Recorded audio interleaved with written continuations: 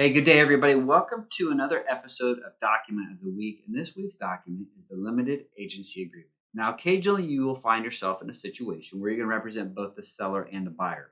And when that happens, we want to make sure that you have this document on file signed by all parties. So let's review this real quick.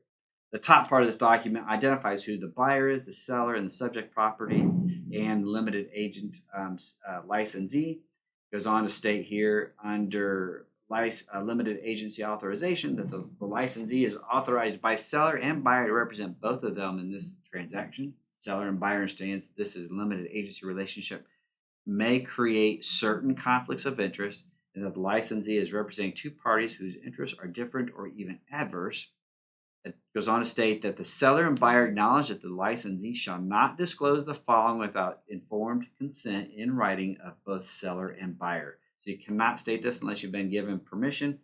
Talks about any material or confidential information except adverse material facts or risks actually known by the licensee concerning the physical condition of the property and facts required by statute, rule, or regulation to be disclosed and that could not be discovered by a reasonable and timely inspection of property by the parties.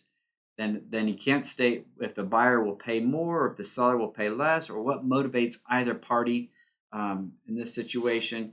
It's also line 43 states that seller and buyer acknowledge that there will be no imputation of knowledge or information between any party and the limited agent or among licensees, and the seller and buyer acknowledge that they do not have to consent to the limited agency in this transaction.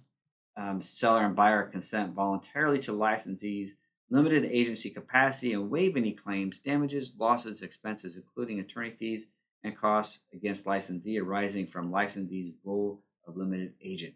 Then it states on page 2, basically, you can sign one document. One party can sign one document, another party can sign another document, and they can still constitute as one. They're going to allow electronic signatures, and then everybody will sign on page 2. So, guys, again, if you find yourself in a position where you're in a limited agency role, make sure that you have this document on file signed by all parties just to protect yourself.